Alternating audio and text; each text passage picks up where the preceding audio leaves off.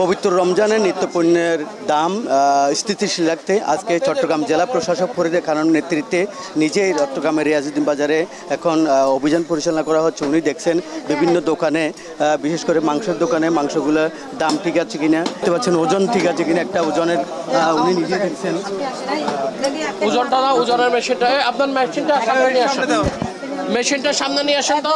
হ্যাঁ, ওজন মেশিনটা সামনে দেন। এই এখানে কয় কেজি মাপছে? 4 কেজি। এখানে কয় কেজি? 4 কেজি। 4 কেজি। 2 কেজি নিচ্ছেন আপনি 4 কেজি। আপনার মেশিনটা দেন। ওজন স্কেল ঠিক আছে কিনা দেখছেন উনি। সয়াবিন তেল ঠিকভাবে পাওয়া যাচ্ছে কিনা, তেলের মূল্য কিরকম এখানে ঠিকভাবে আছে কিনা উনি দেখছেন। আপনি খুচরা বাজারে 160 করে বিক্রি করেন। উনি বলছেন লিটার হিসেবে তো 160। কি কথা হচ্ছে? লিটার হিসাবে বলছে 150। আমি বলে আপনাদেরকে বলে যাচ্ছি, স্যার আসছেন, আপনারা তো বেশি দামে কিনেন, এটার জন্য আপনারা দায়ী থাকবেন। দেখছি পর্যাপ্ত পরিমাণে সরবরাহ আছে, ভোক্তা অত্যন্ত খুশি, কারণ দামের কোনো আপনার আকাশচুম্বিতা নেই।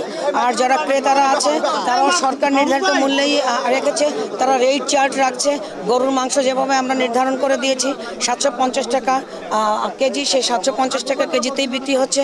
তেলও বিক্রি হচ্ছে আমরা যেভাবে সরকার নির্ধারিত মূল্যে 160-65 টাকায় বিক্রি হচ্ছে। আর লেবু, শসা সবকিছু মূলত সহনীয় পর্যায়ে আছে। বর্তমানে যারা ভোক্তারা আছে তারা সন্তুষ্ট বাজার পরিস্থিতি। আপনি কি দিচ্ছেন, কি নির্দেশনা দিচ্ছেন? নির্দেশনা দিয়েছি যে সরকার নির্ধারিত মূল্যের বাইরে কোনোভাবেই বিক্রি করা যাবে না, সরকার নির্ধারিত মূল্যের বাইরে বিক্রি করা যাবে না। যারা ভোক্তা যাতে কোনোভাবে হয়রানির শিকার হয় সেটা করা যাবে না। যারা আমরা মাংসের বাজারে অভিযান করেছি, আপনারা দেখেছেন শসা, কাঁচামরিচ, লেবু সব কিছুর বাজারে আমরা দেখেছি। এবং যারা ক্রেতারা আমরা ব্যাগ নিয়ে যাচ্ছে, সেই ব্যাগও আমরা করেছি যে তারা কত করে কিনেছে। তারা লেবু 30 টাকা হালি কিনেছে, যেটা গত বছর বা তার আগের বছরে 180 টাকা 200 টাকাও বিক্রি হয়েছে। তো এবারের যে রমজান, বিগত যে কোনো বছরের রমজানের তুলনায় আজকে পর্যন্ত বাজার অত্যন্ত সহনীয় এবং ভোক্তারা যারা তারা সন্তুষ্ট। তেল কিন্তু ছাড়করণ চলছে, হয়তোবা কোনো বাজারে স্ক্যারসিটি আছে কিনা সেটা বলা যায় না, কিন্তু লাইটার জাহাজগুলি থেকে কিন্তু মাল কিন্তু খালাস হচ্ছে এবং যারা মিল মালিকরা তারাও তেল ছাড়ছে এবং যারা পাইকারি বিক্রেতা খাতুনগঞ্জ থেকে পর্যাপ্ত তেলের সরবরাহ আছে। তারপরেও যদি আমরা আপনাদের মাধ্যমে আসলে আমাদের চট্টগ্রামবাসীদেরকে জানাতে চাই, যদি কোথাও কোনো আপনারা অভিযোগ পান আমাদেরকে কাইন্ডলি আমাদের জেলা প্রশাসনের ওয়েবসাইট আছে, আমাদেরকে জানাবেন।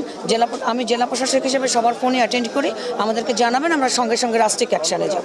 চট্টগ্রামের এই রমজানকে ঘিরে কেউ যেন বাজার মূল্য বৃদ্ধি করতে না পারে, কেউ মজুত করতে না পারে এবং যে সরকার নির্ধারিত দামের চেয়ে কেউ বেশি নিতে না পারে সেই নির্দেশনা দিয়ে যাচ্ছেন বাজারের যারা দোকানদার আছেন তাদেরকে।